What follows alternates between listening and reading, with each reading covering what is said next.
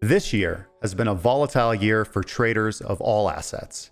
As a multi-year bull run came to a screeching halt, traders were faced with severe losses, perhaps for the very first time. In the wake of such catastrophe, many traders have been forced to rethink their approach, from specific strategy to time frame to even asset class. Now, that last one is what I will focus on in today's video. How to select a basket of assets to trade with one's strategy, or what asset class should one trade, or perhaps what particular instrument to trade in that asset class. All this and more in today's episode of Trading Crypto 101.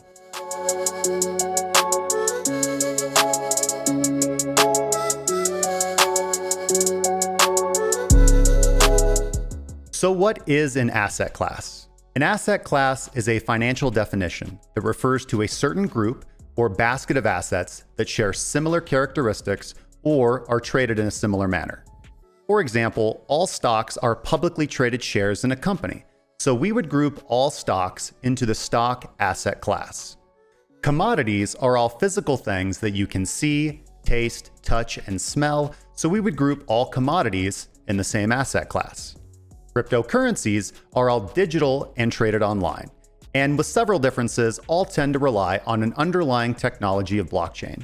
So we would group all cryptocurrencies into the same asset class, and so on and so forth. While all asset classes share similar characteristics, such as supply and demand, order books, market makers, volatility, and varying periods of trend and consolidation, all asset classes display these characteristics differently at different times and exist within their own financial ecosystems with different rules and regulations, legalities, and liquidity. An important distinction to note here is that the term asset class and instrument are two different things. While we would broadly classify all cryptocurrencies into the cryptocurrency asset class, inside that asset class, there are different instruments for those assets. For example, there is spot trading and futures trading. There are also options contracts. Futures and options would fall into the derivative category of financial instrument, whereas spot trading would fall into its own category of financial instrument. Understand that as a trader, not only do you have a wide selection of asset classes, you also have within that asset class a wide variety of financial instruments to choose from.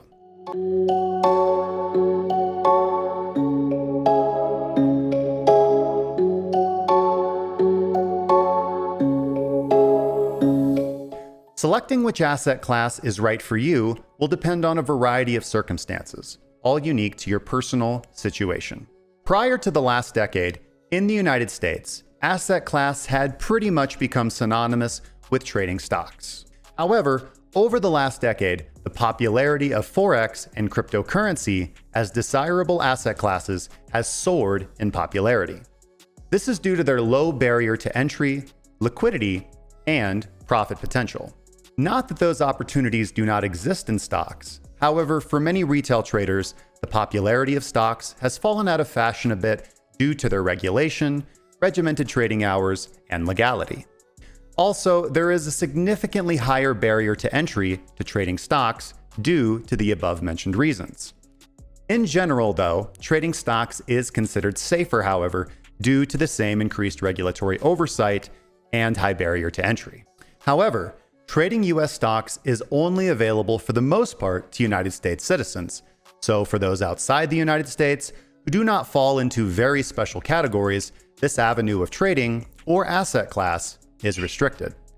Forex trading and cryptocurrency, on the other hand, are pretty much globally available.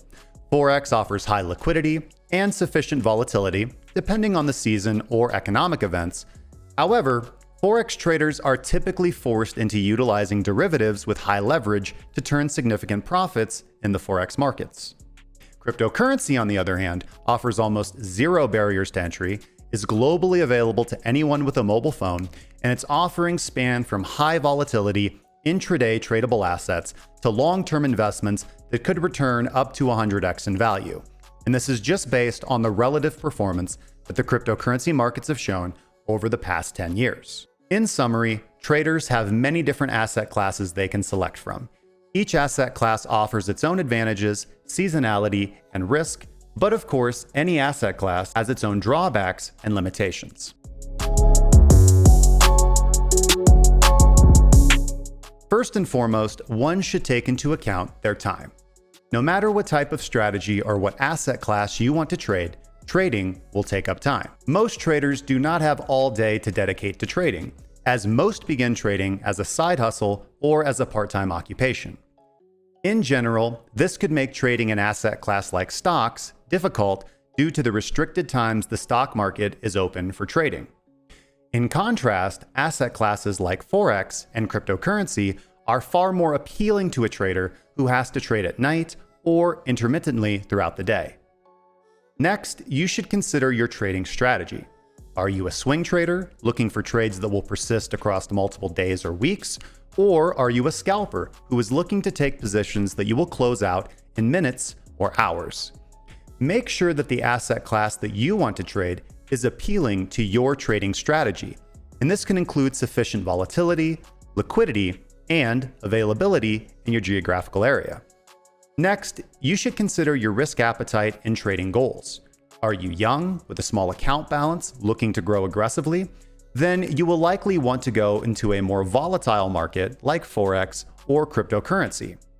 Are you an older investor with larger pockets?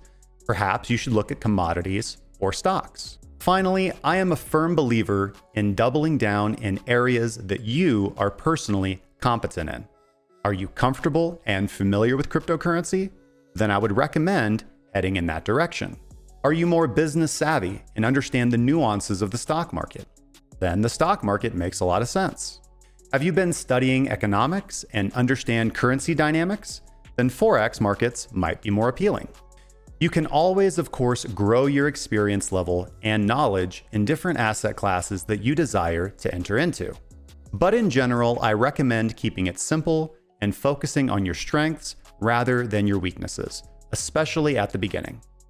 These are just general recommendations, and of course, your personal situation will influence which asset classes are right for you.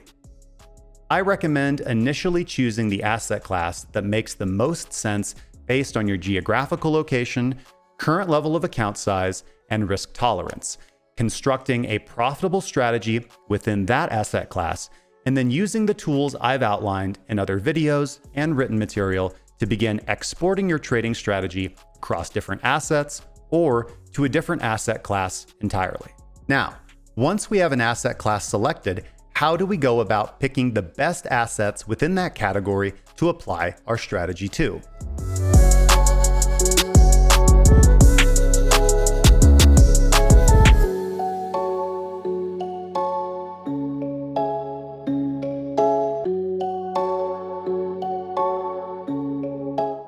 This topic was selected by Alex81SG, one of our longtime premium members in the Cracking Cryptocurrency Trading and Investment Group. And he asks, I'd like to discuss how to pick the best assets to apply to a strategy. What are the things in TradingView Strategy Tester you look at, and how can we weed out a list of 200 coins to maybe 5 to 10 to run a bot on? What's the process for analyzing the different stats that we get from backtesting? Well, I believe there are two initial processes for asset selection once one has a profitable strategy, and those processes depend on what type of strategy one has. I believe there are two types of trading strategies: specific strategies and general strategies. Specific strategies focus on executing a specific edge that is intermittent in nature. A very broad specific strategy might be a mean reverting strategy in a period of market consolidation. This strategy might attempt to identify when an asset is ranging and take short positions every time price trades above a certain level, say 2 standard deviations away from the range mean, and take long positions every time price trades below a certain price level. This type of specific strategy would require that an asset be ranging to be effective. Mean reversion strategies do not perform well in trending markets. Therefore, we can say it is specific because it requires a certain condition for it to be effective. A more granular example of a specific strategy might be taking advantage of the way a certain exchange rebalances leveraged tokens. This strategy would use some form of analysis to determine in what direction an exchange must trade an underlying derivative in order to rebalance its leveraged token and front-run the exchange's transaction. This type of strategy would be specific in the sense that it would only apply on a specific exchange market at a certain time of day, when the rebalance occurs, and likely only for a certain period of time. That is, until the exchange gets wise and modifies its execution strategy. In contrast to a specific strategy, a general strategy would be more like a Swiss Army knife, designed to work well on all asset classes, on all timeframes, by identifying a common pattern of all markets. While some may argue over what common patterns might exist across all markets, I propose that one common feature of all markets is in fact the same from time to time, and that is that they enter into powerful trends. While the manner in which markets reverse, consolidate, or range will often vary wildly from market to market, in my experience, the manner in which an asset trends tends to be fairly uniform across different asset classes and markets.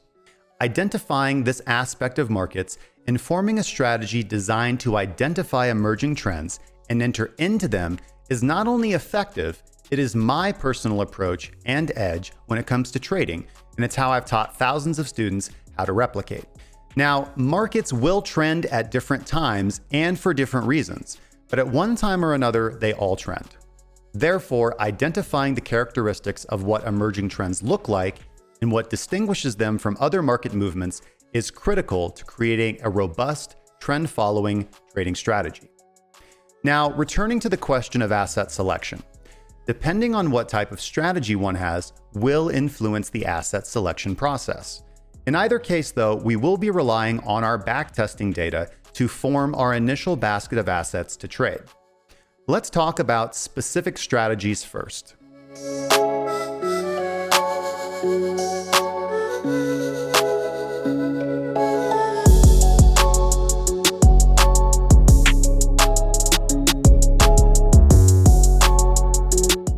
If one has a specific strategy, then typically a strategy that is found to be successful will likely be effective on a similar asset inside the same sector.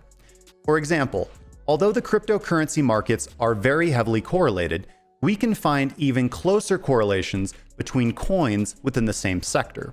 For example, a strategy that performs well on specific conditions with Link will likely perform well on Band, since both are Oracle projects and therefore are even more closely correlated than, let's say, Link and Cardano. The exception to the rule here I've noticed is coin age. Cryptocurrencies have a certain life cycle before they fall into a more regular, market-wide correlation behavior. That is, when a new coin launches, there is often a volatile period of accumulation before an inevitable roaring uptrend, followed by a very long downtrend, and following that downtrend, the asset often then falls into heavy correlation with the rest of the market. This is why you'll see certain assets going ballistic to the upside when the rest of the market is a sea of red. Not only does capital rotate in cryptocurrencies, but it specifically rotates particularly to newer projects that fit the current narrative. So a general rule for asset selection for specific strategies would be to start by attempting to apply that same strategy on different assets within the same sector. There are other types of categories you can rank assets into depending on asset class. For example, instead of the same sector, you might categorize coins by what exchange they're listed on. The logic here is that the exchange a coin is listed on will influence who is making its market. Different market makers will utilize different algorithms and strategies, and this will heavily influence overall price movement and behavior. Another broader example might be daily traded volume. Certain specific strategies work better on heavily traded markets. Some work better on less liquid, more volatile markets with less daily traded volume. These are 3 great examples to point you in the right direction. Of course, this list is not exhaustive, and there are many different ways you could attempt to correlate assets for the purposes of expanding your specific trading strategy. Let's now turn to optimizing general strategies.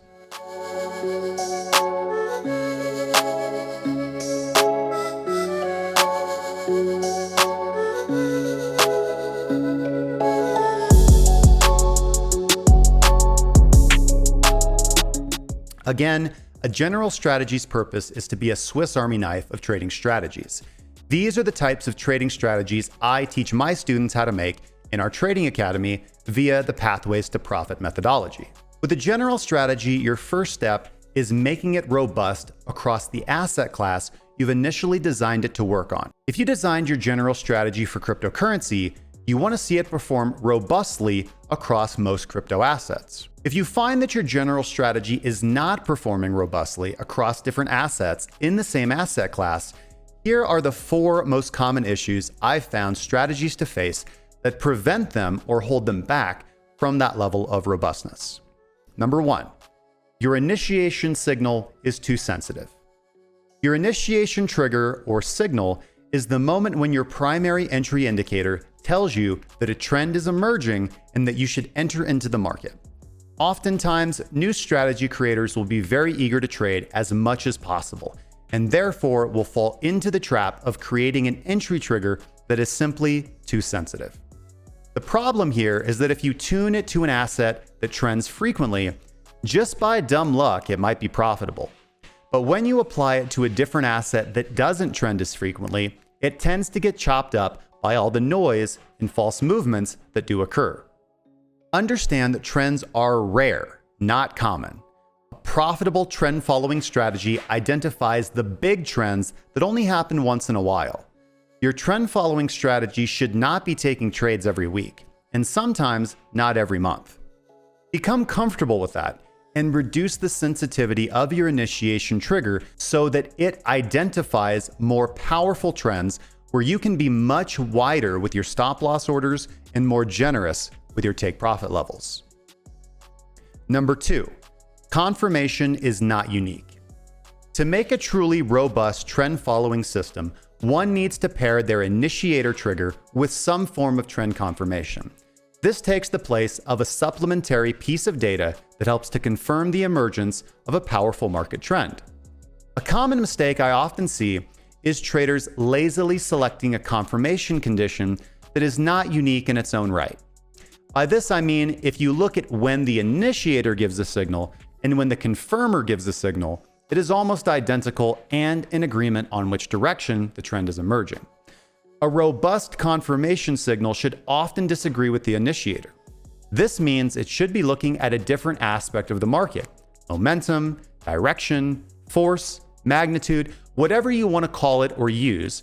A good confirmer will actually serve to filter the false signals from your initiator. Usually, this is accomplished by reducing the sensitivity of the confirmer or the initiator. If your confirmer is a copycat of your initiator, this is where you should look to make your change. Number 3, no volume analysis. A truly powerful trend is supported by a consistent increase in volume, and a powerful downtrend is supported by a consistent decrease in volume. A common mistake I see with directional trend traders is a lack of focus or a complete skipping of looking at volume and how it affects and shapes trends. You need to look and study volume and understand that its increase or decrease in fluctuation over time is essential to correctly identifying a powerful trend and your moment to trade. Finally, no scaling in or lack of a continuation strategy. A powerful trend will give many opportunities to size your trade up, to increase the power of your punch and make your final P&L worthy of the time you had to wait for the trend and the difficulty you went through in identifying it. If you're simply entering one time and letting it ride, you're missing out on a plethora of opportunities to cash in on your edge and this rare opportunity to extract profit from the market. This could be as simple as adding on pullbacks or as complicated as entering on volume increases at a certain threshold. Put the time in to identify when to double down when trading in the correct direction inside a powerful trend. It will make up for your losers and truly allow you to level up your trading account. Focus on improving or implementing these 4 aspects of your trading strategy to increase its effectiveness and robustness across different assets. Now we'll talk about narrowing down your basket of assets based on specific TradingView strategy statistics.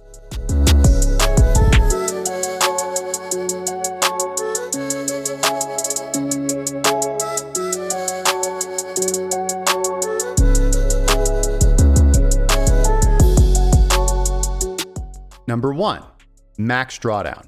Max drawdown, or maximum drawdown, is the largest percentage loss of equity that a strategy sustains over a certain period of time. For example, if your strategy backtest has a maximum drawdown of 5% over a year of testing, that means that at some point during that year, your worst losing streak brought your account balance down by 5%. This is a very important metric to be aware of and to plan your future trading around accordingly. You need to make sure that your trading account is sufficiently funded to be able to sustain your max drawdown. It's also important that you be aware of your max drawdown ahead of time so that when your strategy does enter into a losing streak, it's not a surprise. If you're not prepared for a losing streak and one occurs, you might be tempted to pull the plug on your strategy. Unfortunately, while that might stem the bleeding, it also prevents the strategy from operating as it's supposed to, because, as your results will show you, following a losing streak, the strategy should ideally go on to recoup the losses and return more profit. If you turn the strategy off before you can do that, you've missed out. This is more important if you plan on running the strategy on multiple assets. Over the years, I've used different rules of thumb for max drawdown. If you would have asked me 2 years ago, I would have been okay with a max drawdown of 20% as long as the strategy returned twice as much that in profit. However, if you run a strategy with a max drawdown of 20% across 5 different assets, then the worst case scenario is that all of the assets enter into a losing streak at similar times and you run the potential of blowing your account out. 20 times 5 is 100. Nowadays, I'm focused on optimizing strategies with 12% drawdown or less, although there are a few strategies that I do run that are closer to 20%. However, with that in mind, this influences the decision of how many markets I run that strategy on. 2, average number of trades per month or per year. Understanding how frequently a strategy enters into trades is very important for deciding what markets or how many markets to run it on. Again, this is due to the fact that your trading account needs to be sufficiently funded to be able to take all the positions that it wants to take. If you have a strategy that is very active, that is, enters into many trades, if you run that strategy across multiple assets, you may run into the problem of not having enough margin to take all the positions it wants to take. Ideally, you want to run your strategy across assets that are uncorrelated as much as possible.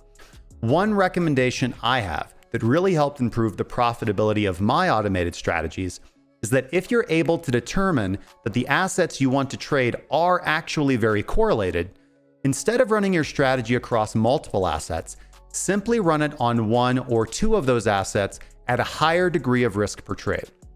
That way, not only is your trading strategy easier to manage and stay on top of, but you're able to get the same return you predicted running it across multiple assets.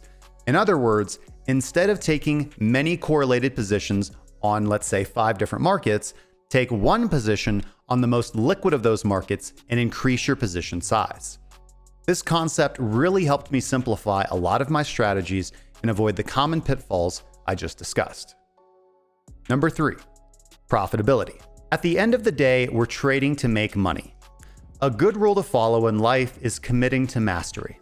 That means not only doing the right things, but doing the right things the best way possible. In trading, this translates to only executing strategies that have the highest profit per risk unit. We're trading to get wealthy, so it only makes sense to commit to trading the strategies or markets that have the highest profitability. Making the commitment to this simple statement can make weeding down what markets to actually trade your strategy on quite simple. What markets does it perform the best on?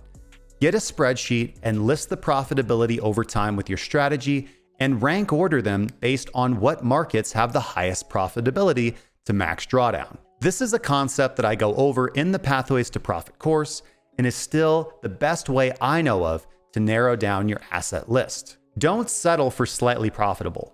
Only settle for very profitable. Remember, we're here to get wealthy, not to get a slightly above average return.